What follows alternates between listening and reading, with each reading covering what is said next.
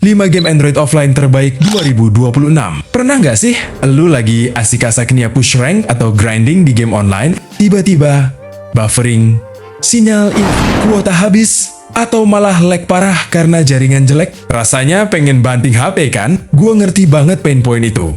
Makanya, hari ini gue bakal kasih solusi biar elu nggak perlu pusing mikirin sinyal atau kuota lagi. Gua udah riset dalam-dalam buat nemuin 5 game Android offline terbaik di tahun 2026 ini. Grafiknya jangan ditanya, smooth dan memukau. Gameplaynya bikin ketagihan, dan yang paling penting, bisa dimainin kapan aja, di mana aja, tanpa internet. Jadi, kalau elu mau main game berkualitas tanpa takut zong atau buang-buang kuota, tonton sampai habis. Karena di sini, kita bakal bedah satu persatu. Plus jujur-jujuran soal kelebihan dan kekurangannya. Let's go! 1. Crunchyroll Ketaria Fables. Pertama, buat elu yang butuh healing, tapi tetap mau ada tantangannya, Koba Dekitaria Fable. Ini bukan sekadar game farming biasa. Bayangin, elu jadi kucing petarung yang tugasnya nyelamatin desa dari monster. Tapi, sebelum perang, elu harus nanam sayur, masak, dan crafting perlengkapan dulu.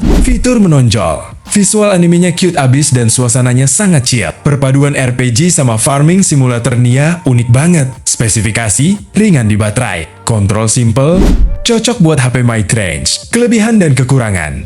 Kelebihannya jelas. Ini game anti-stres, cocok buat pemula, tapi kekurangannya. Kalau elu tipe gamer yang cari adrenalin tinggi dan aksi cepat, mungkin ini terasa agak lambat atau kentang bagi sebagian orang. Why you should care? Ini obat stres terbaik setelah seharian kerja atau kuliah. Elu bisa lepas penat sambil tetap merasa produktif di dalam game. Kalau elu tim game santai yang lucu-lucu, ketik kucing di kolom komentar.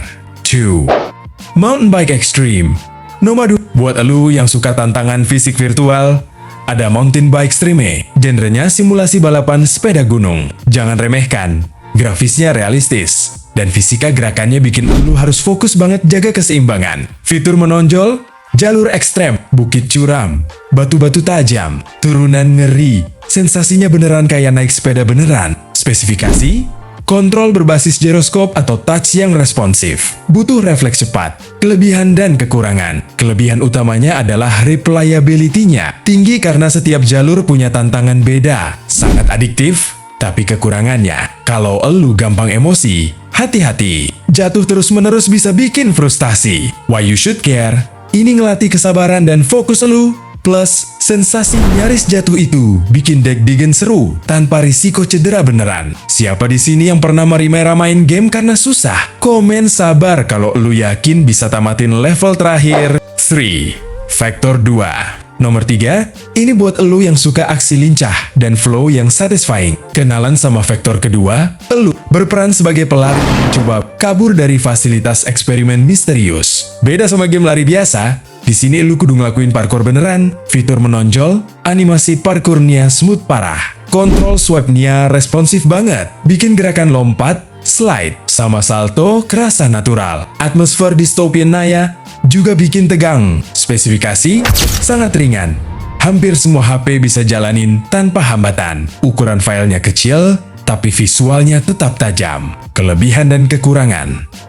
Kelebihannya, gameplaynya fast-paced dan bikin nagih buat ngulang level demi dapetin skor tinggi. Kekurangannya, nah, level-level akhir butuh hafalan pola yang presisi. Jadi kalau refleks elu lagi jelek, siap-siap game over berulang kali. Why you should care ini definisi game sekali main pasti lama. Cocok banget buat ngisi waktu. Singkat tapi tetap dapat sensasi. Adrenalin penuh, tanpa perlu loading berat. Tim parkour atau tim lari lurus? Komen parkour kalau ulu jago hindarin rintangan di game ini. 4. Black Strike. Buat lu yang kangen tembak-tembakan ala Counter Strike tapi nggak mau ribet cari server online, Black Strike jawabannya. Ini FPS offline yang ringan tapi seru. Fitur menonjol, mirip CS versi mobile, ada pilihan senjata beragam, mode pertandingan cepat, dan AI musuh yang cukup pintar buat ngasih tekanan. Spesifikasi, Optimasi bagus buat HP spek menengah, kontrol mudah dipelajari, cocok buat pemula FPS. Kelebihan dan kekurangan.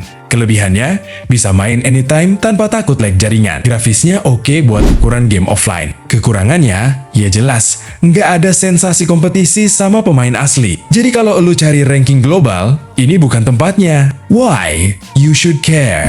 Ini solusi pas buat ngilangin bosan saat perjalanan atau nunggu antrian. Cepat, padat, dan jelas. Fans game tembok-tembakan klasik, absen dong komen FPS. Kalau lu setuju, ini wajib coba. 5.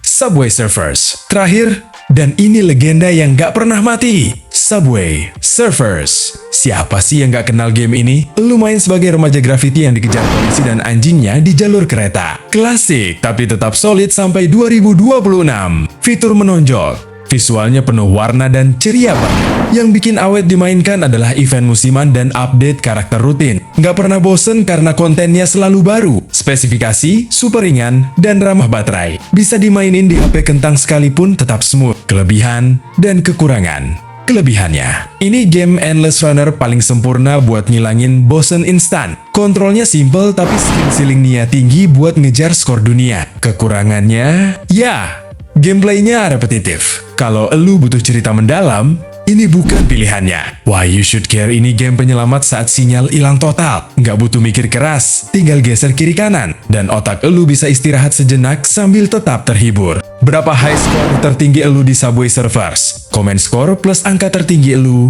di bawah. Jadi, gimana? Dari kelima game tadi, mana yang paling cocok sama kebutuhan elu? Kalau elu cari relaksasi dan cerita lucu, pilih Kitaria Fable. Kalau elu suka tantangan fisik dan refleks, gas ke mountain bike extreme. Buat yang mau aksi parkour cepat dan adrenalin, Vector 2 juaranya. Kalau butuh aksi tembok-tembakan tanpa online, Black Strike solusinya. Dan kalau lu mau game legendaris yang ringan dan awet, Subway Surfers nggak ada lawan. Ingat tips gua tadi, cek dulu spesifikasi HP elu. Meskipun Vector 2 dan Subway Surfers itu ringan, pastikan storage elu masih lega buat download update dan event terbarunya. Jangan maksa kalau HP udah panas, nanti malah rusak perangkatnya. Oke, itu dia 5 rekomendasi game Android offline terbaik 2026 versi gua. Kalau menurut elu, ada game lain yang lebih seru dan layak masuk daftar ini. Jangan lupa tulis di kolom komentar ya, gua bacain semua komen elu. Jangan lupa klik like kalau video ini membantu, subscribe biar gak ketinggalan review gadget dan game terbaru lainnya, dan share ke teman elu yang lagi butuh hiburan tanpa kuota. Gua Jaka, admin channel ini.